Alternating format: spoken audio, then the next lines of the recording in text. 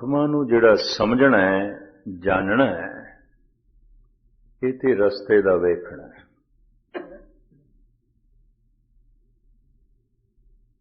ਇਸ ਤਰ੍ਹਾਂ ਦੇ ਜਾਣਕਾਰ, ਜਾਣਨ ਵਾਲੇ, ਰਸਤੇ ਨੂੰ ਸਮਝਣ ਵਾਲੇ, ਇਹਨਾਂ ਦੀ ਤਾਦਾਦ ਬਥੇਰੀ ਹੈ, ਘੱਟ ਨਹੀਂ ਹੈ। ਬੜੇ ਗਿਆਨੀ ਨੇ ਇਸਲਾਮੀ ਦੁਨੀਆ 'ਚ ਵੀ ਜੋ ਕਹਿੰਦੇ ਨੇ खुदा ला शरीक है, ला मकान है, ਉਹਦਾ ਕੋਈ ਥਾਂ ਟਿਕਾਣਾ ਨਹੀਂ, ਉਹਦਾ ਕੋਈ ਸ਼ਰੀਕ ਨਹੀਂ, ਉਹ ਲਾ ਮਹਿਦੂਦ ਹੈ, ਉਹਦੀ ਕੋਈ ਸੀਮਾ ਨਹੀਂ। ਇਸ ਤਰ੍ਹਾਂ ਭਾਰਤ ਦੇ ਵਿੱਚ ਬੌਧੀ ਕਿਹਾ, ਜੈਨੀ ਕਿਹਾ, ਸਨਾਤਨੀ ਕਿਹਾ, ਸਾਰੇ ਹੀ ਕਹਿੰਦੇ ਨੇ ਬੇਅੰਤ ਹੈ, ਜ਼ਾਤ ਪਾਤ ਤੋਂ ਨਿਆਰਾ ਹੈ, रंग रूप तो न्यारा है, वर्ण भेख तो न्यारा है, ਉਹਦੀ कोई सीमा नहीं, बेअंत है, बेअंत है। सिख जगत ਦੇ ਵਿੱਚ ਵੀ ਕਰੀਬਨ ਗਿਆਨੀ ਇਹੀ ਕੁਝ ਕਹਿੰਦੇ ਨੇ। बेअंत है लेकिन मनुख ਦਾ मन बेअंत ਤੋਂ ਪ੍ਰਭਾਵਿਤ नहीं। असीम है लेकिन मन उस असीम तो प्रभावित नहीं है। कारण सिर्फ रास्ता दिखाई देता है, मंजिल नहीं है। जैसे किसी थां ते असीं पहुंचना है कि किसी ने रास्ता दस दिता या रास्ता दस रहा नाल है, तो रास्ता ते दिखाई दे रहा है, जिथे असीं पहुंचना है उत्थे नहीं। जगत दे परमात्मा दे रस्ते दे भी बड़े झगड़े ने, ये भी मैं अर्ज करते हैं। वख-वख मंत्रां दा रटन ये रस्ता है। राम जपना, अल्लाहू जपना, ओम जपना, गोविंद जपना, वाहिगुरु जपना, सोहंग जपना, ओम जपना, ये सब मंत्र रस्ता ने, मार्ग ने। फिर मार्ग दे उत्ते चलन दे अपने अपने ढंग ने, कोई दौड़दा है, कोई आहिस्ता चलदा है, कोई बहुत आहिस्ता चलदा है।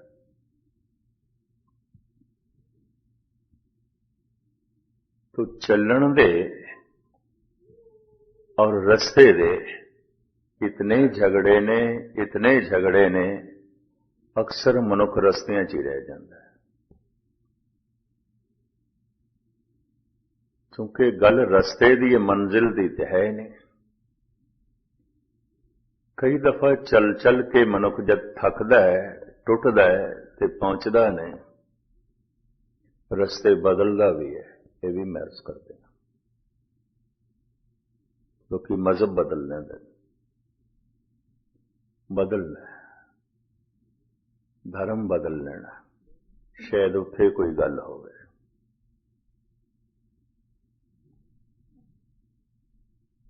जिंदगी कईयां दी रस्तियां च लंघ जाती है, लेकिन बेशतर दुनिया वो है जिन्हां नूं रस्ते दी भी समझ नहीं, ज्ञान नहीं है, इस पासे दा शौक नहीं है। अगर रस्ते दी समझ आ गई है तो मंजिल तो प्रभावित नहीं है। नमाज पढ़ रहे ने, खुदा तो प्रभावित नहीं है, इन्नी महज करते हैं। बाणी पढ़ रहे ने, गुरु तो परमात्मा तो प्रभावित नहीं है। पूजा पाठ कर रहे ने, भगवान तो प्रभावित नहीं है। फिर क्यों कर रहे ने? भगवान कोलों कुछ मंगदे ने, खुदा कोलों कुछ मंगदे ने। वो जिहड़ी मंग है उस तो प्रभावित ने, जो देण वाला है दाता उस तो प्रभावित नहीं है। और मंग नाल कई दफा इस तरह जुड़ जाते ने, देण वाला ते कदी चेता ही नहीं आंदा। दात प्यारी विसरिया दातारा, कदी चेता ही नहीं आउंदा, उसदी ते कदी याद ही नहीं आउंदी। उसदी दात प्रभावित कर रही है, दाता प्रभावित नहीं कर रहा। क्योंकि दात प्रभावित कर रही है दात होर मिले तो कोई नमाज पढ़ रहा है, कोई पूजा पाठ कर रहा है, कोई बाणी पढ़ रहा है, कोई गुरुद्वारे जा रहा है, कोई मंदिर मस्जिद जा रहा है। सब दात नाल जुड़े हुए ने। दात दी मंग, दाते दी कोई खबर नहीं, मंजिल दी कोई समझ नहीं, रस्तियां दी थोड़ी बहुत समझ है। इस रस्ते ते चल के शायद इस दात की प्राप्ति हो जाए, इस मंत्र दे जप नाल, इस तरह दे पूजा पाठ नाल, इस तरह की साधना नाल शायद यह चीज मिल जाए, यह वस्तु मिल जाए। तो सारी दुनिया विच इस तरीके दे नाल धार्मिक लोग करीबन 99% वो ने जो दात लई सब कुछ ये कर रहे ने, दाते लई नहीं, दाते तो प्रभावित नहीं। जब दात तो प्रभावित नहीं ते दात लई कुछ कर रहे ने, तो गुरु अर्जन देव जी कहते ने ते व्यापारी ने। कोट मधे को बिरला सेवक, होर सगले व्यवहारी। इन्हां नमाजियां दे च, इन्हां पूजा पाठ करन वालियां दे च, इन्हां बाणी दा जप करन वालियां दे च, मंदिर मस्जिद गुरुद्वारियां जाण वालियां साहिब कहते कोई करोड़ां च एक अध सेवक होंदा है जो दाते तो प्रभावित है, परमात्मा तो प्रभावित है, खुदा तो प्रभावित है, ईश्वर तो प्रभावित है। हुण सतगुरु करोड़ां च एक कह रहे हैं। चलो ये मैं गिनती भी थोड़े सामने रख दिया जो अनुभवी पुरुषों ने की है। किसी मस्जिद विच 10,000 के करीब नमाजी होन, किसी चर्च दे 10,000 मनुख बैठे उन प्रेर करने वास्ते, किसी मंदिर विच 10,000 का किधरे इकट्ठ होवे पूजा करने लई, दर्शन करने लई, ते किसी गुरुद्वारे च किधरे 10,000 के करीब सत्संगी बैठे होवन, उन्हां च एक जगियासू हुंदा है। जाग पिया, थोड़ी समझ आ गई, पता चल गया, परमात्मा का पता चल गया, समझ आ गई है। मैं दात तो प्रभावित सी, दाते तो प्रभावित नहीं, दाते के प्रति जाग पिया, दाते तो प्रभावित हो गया, सिर्फ प्रभावित होया है, सिर्फ प्रभावित होया है।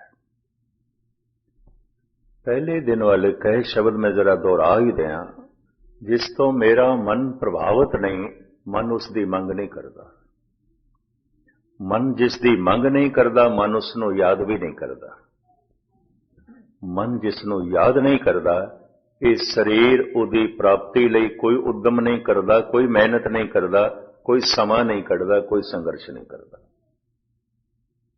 इस तरह